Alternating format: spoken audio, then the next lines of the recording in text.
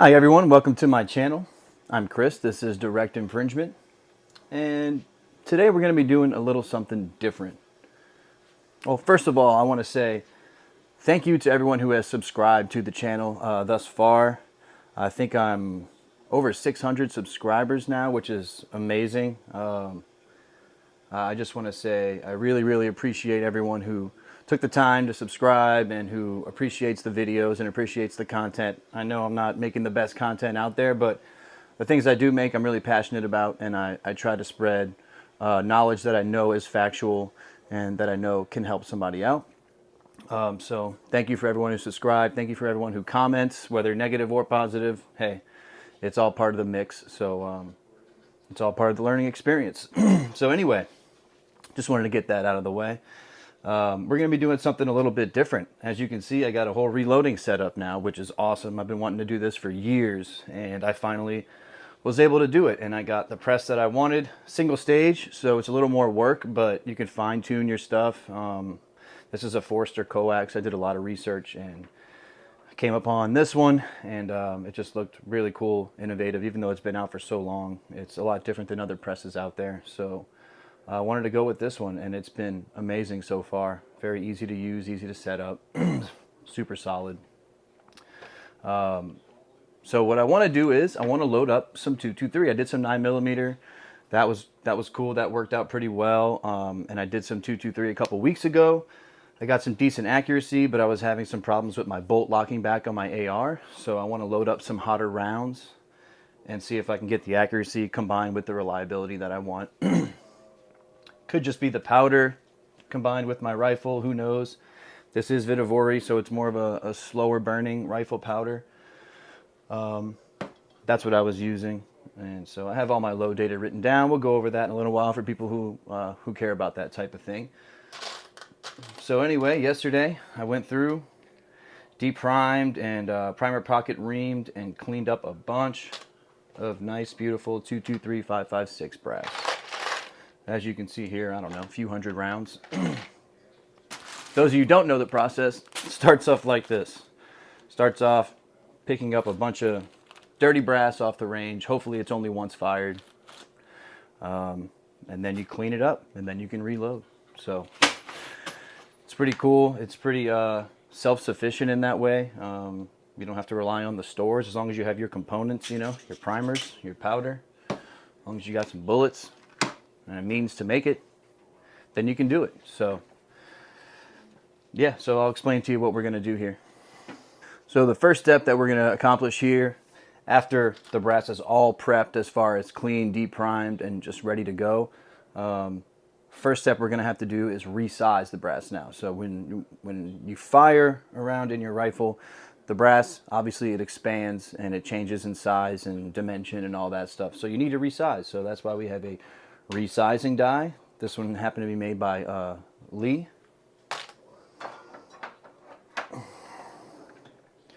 It is the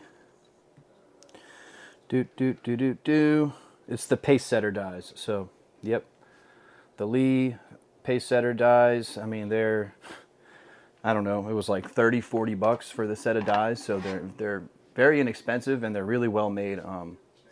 A lot of reloaders use Lee products because they've been doing it for years and they just do it right. So even though they're on the low end of cost, they're still on the very high end of QC, and their manufacturing quality is top notch. So what you want to do before you start to resize is you want to lube your brass always. So I have this here, one shot lube, works really well, puts a really nice thin coating on there. And you don't want to over lube your stuff, but I'm only going to do about 40 rounds just for testing, so I'm not going to soak all this stuff down.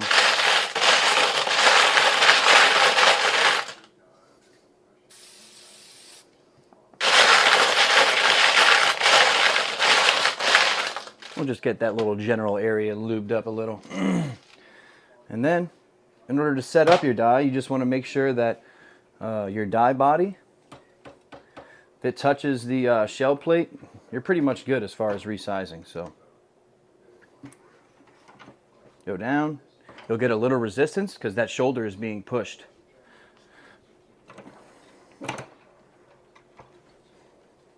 and that is your resized piece of brass. And what you always want to do is check your data. Always have books. I got reloading books, Lyman, Lee, Hornady. The Hornady one seems to be my favorite so far. Every time I look for something, the Hornady one has it.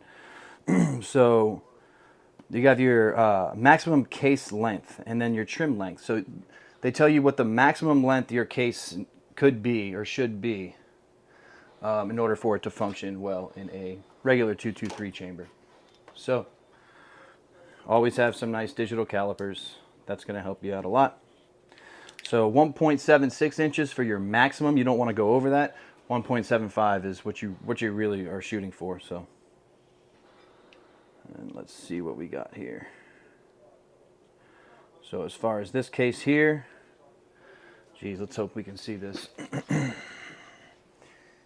1.75. So we're perfect. So we're going to go ahead and just resize about 40 of these, like I said, and then I'll show you the next step after that.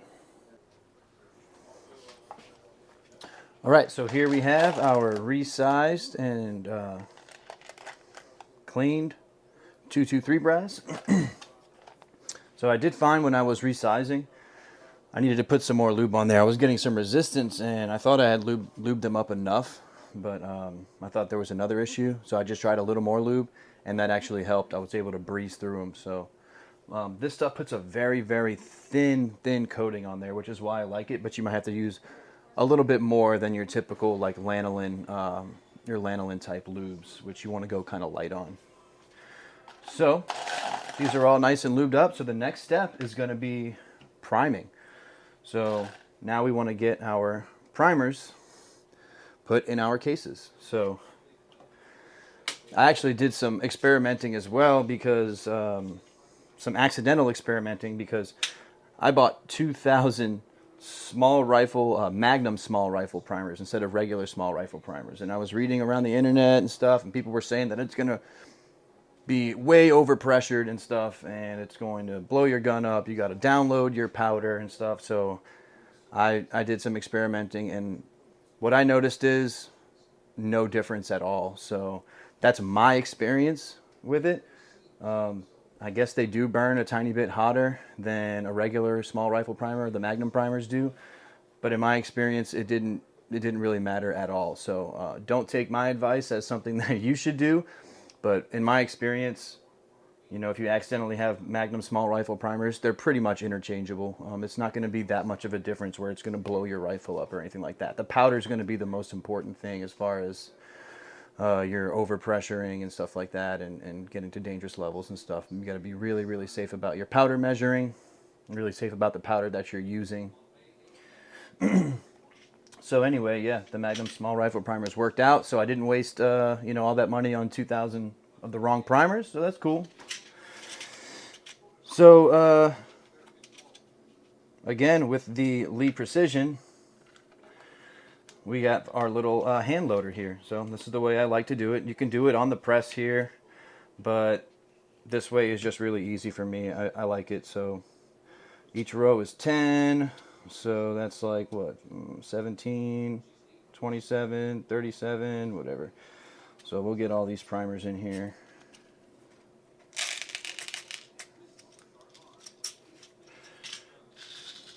Shake them around to get them oriented in the right direction.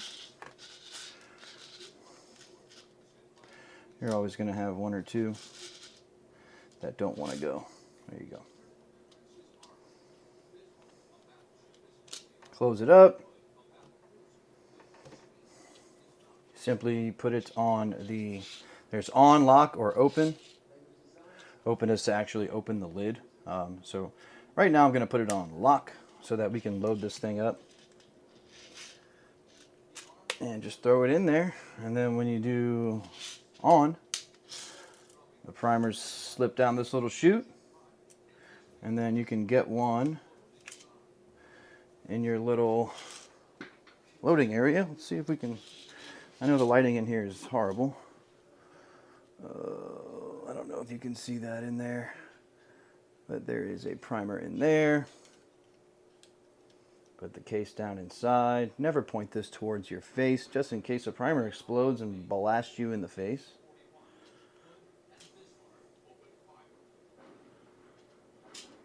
And then you just squeeze this. Don't need to go crazy on it. And now you have a primed case. Is it going to focus?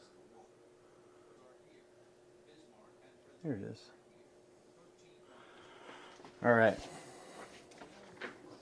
So now we're just going to prime all 40 something of these cases. So give it a nice squeeze. Make sure it's primed. You want your primers to be seated at least flush, but just a little subflush. You'll probably hear a lot of people say the same exact thing that I just said because that's the correct way to say it and do it. So make sure your primer's oriented in the right direction, pointed away from your face, squeeze, release. It is in there, good to go. Make sure your primer's oriented in the right direction.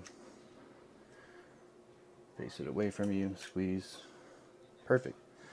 So we're gonna get all these primed, and then we'll move on to the next step, which is gonna be weighing our powder loads and charging these babies. So yeah. All right, so now I got all my cases primed, ready to go. Got them in this little Hornady case holder thing.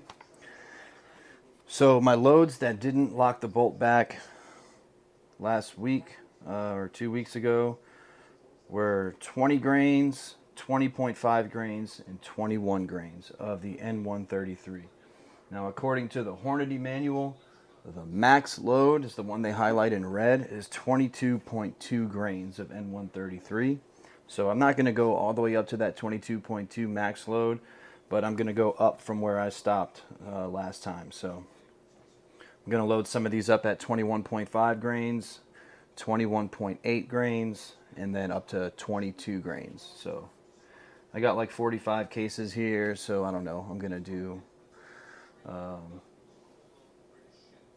maybe like 12 of each or something like that, and then maybe try out a different powder for a few more. I'm not sure yet, but yeah. So I'm just going to weigh out some powder. I'm probably going to use this little beam scale here because it's really fun to use and it's easy, and I feel like every time I use the digital one it starts jumping all over the place, whether it's because of the fan, I don't really know, but it's like it takes forever to get a really accurate reading with this digital. So typically I just use this little guy here and it works out really, really well for me. So just got to make sure it's on a nice level surface. Put it on 0. When you're on 0, you should be right on your line for 0 with the pan on there, which is right where I'm at right now. So I'm going to start off by doing some 21.5 grain loads and loading those up. So I'm all the way zoomed in so you can see, using the little graduations here. This one will give you your main grain weight. So right there I'm on the 20, and then this little, you can see that little line right there, and there's the 1 and there's the 2, so right in between that is 1.5. So right here I have it set up for 21.5. okay, and as you can see where the line was, where my 0 is, the whole scale dropped down. So now I got to put powder in this, whoop, to make that come up back to even, which will be 21.5. So that's the best way I can describe it to you right now. But yeah, it works out really, really well. Pretty easy. So I like using this thing. It's fun. And so let me zoom out now. But the way I typically do it is I'll have my brass right here and my funnel. As you can see, my funnel right there. And I'll just, every time I get my load set, I'll fill up a case. I'll have my first 10 separated, and then I'll load the bullets in those first 10 and keep them separate so I know, which ones are which. You got to be very careful, very organized when you're doing this type of stuff with these powders. So I'll just demonstrate one real quick for you.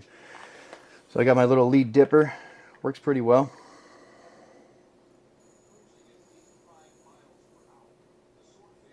Okay, didn't move at all yet.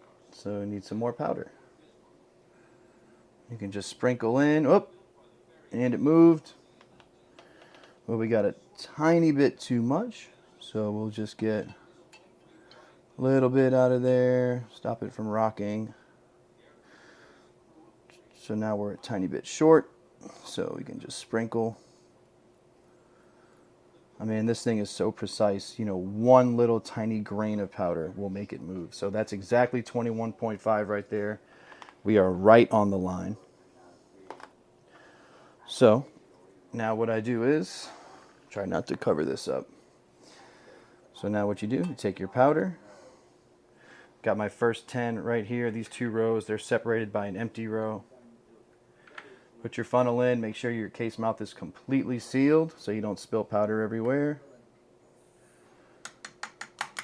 And dump it in. So that's my my first 21.5 grain load right here. And I will go down the line and then I'll come back. You can always take a flashlight, check in there to make sure you're not double charging anything. Typically, if you double charge a 223 case, it'll overflow. So you should know if you double charged. I guess, you know, more worrisome would be not charging at all or undercharging, because then you get a squib load and that can really mess things up in your gun, be dangerous. So that's my first 21.5 grain load. I'm going to go down the line and do these first 10. I'll separate them. I'll probably put them off to the side, and then I'll move on to my 21.8 grain loads. Okay. I got these new Hornady ELD VTs. They're pretty cool. 62 grain. I decided just to do 5 of each load. 10 is going to take too long. I want to get out there, and yeah. 5, if I can't tell, you know, if I get a decent group and lock back with 5 rounds, then something's wrong. So now we're going to seat these first 5. So I have a flashlight here. I make sure that I have powder in there. Yes, there is a powder load in there. What they recommend for this bullet seeder is that the die touches the shell holder. So we got that. I backed out my seating stem just a little bit so I can control exactly how deep I want my projectile. So just place it in there, place it in the shell holder, and then we go up. Okay, now we've seated our projectile. So now let's see what the overall is supposed to be. I have it written down from last time, I believe. So 2.25 inch overall length. So I already know right now this is too long, but just to demonstrate. So that's 2.34. So what we'll do, we'll twist our seating stem down just, you know, a decent amount. Throw it back in. Seat it a little bit more. That's all you got to do. And then check again.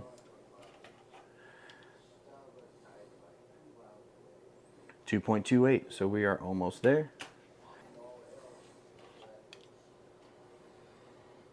2.27, 2.25 exactly. So that's going to be our length right there.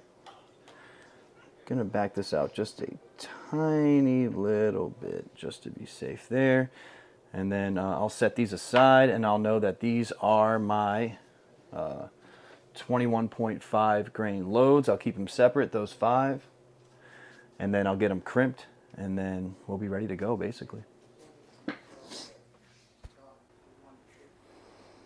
All right, so now I got these first loads crimped.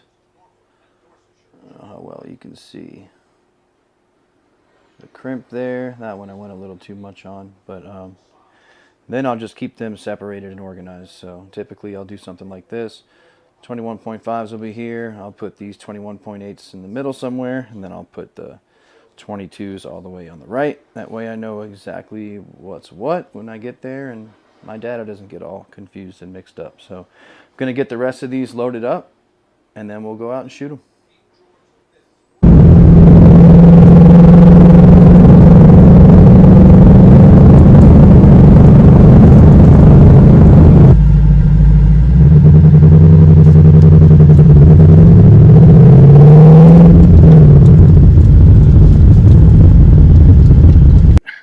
right, getting ready to shoot our first group here. So we're going to start off with the 21.5 grains of the Vitavori N133. Got my target out there at 100 yards and see how it does, see if we get locked back on the bolt. And yeah, that's about it. I got my 14.5 set up here with my primary arms LPVO.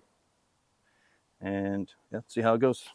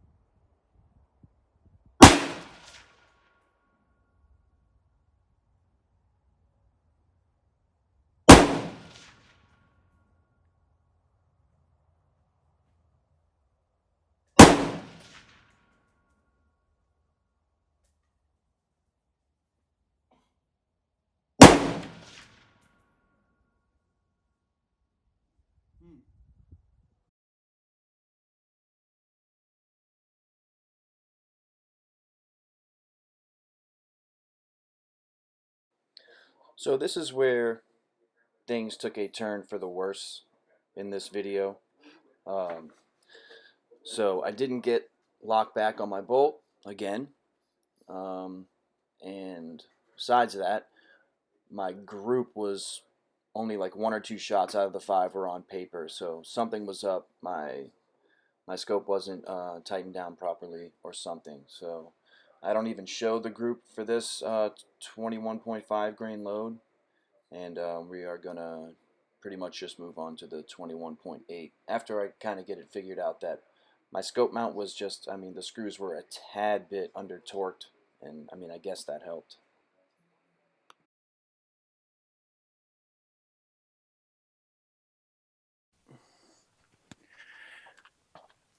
All right, so I had a little trouble with my first load. Hardly any of it was on paper, so I think there was maybe something wrong with my mount for my scope was a little bit loose or something. So I had to get my rifle re-zeroed, and so now I'm going to test the second load, which is going to be 21.8. First load didn't lock my bolt back anyway, so it's kind of a moot point, but hopefully this one will, and we'll get a decent group with it, so we'll see.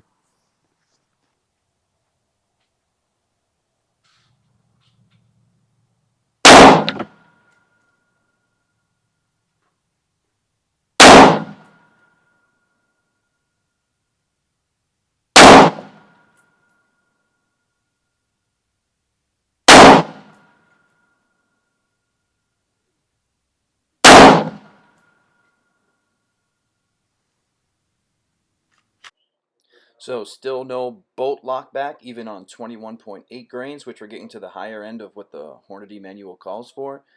I was getting lock back with just regular factory 223, so still don't know what's up. All right, got a decent group with the 21.8. We're going for the 22 grains now.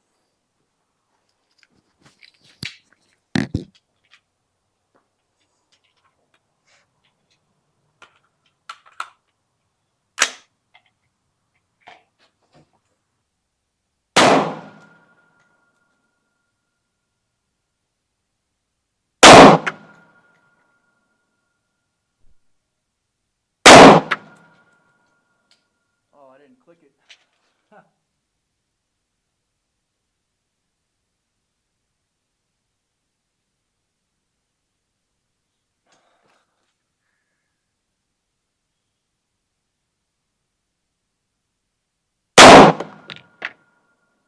Oh, malfunction.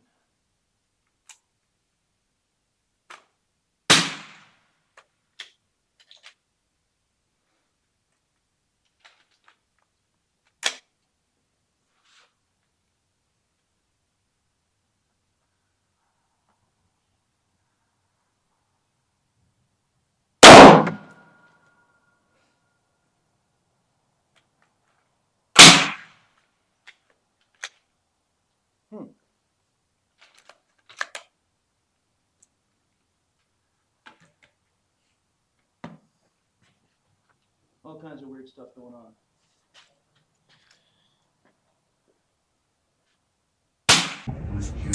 So as you can see in that last part, 22 grains, I got one malfunction, a failure to feed, and then I still got no lockback on my bolt. I don't know what the deal is with this no lockback stuff, because as soon as I put some regular 55 grain 223 stuff, my bolt locks back. It's not the magazine.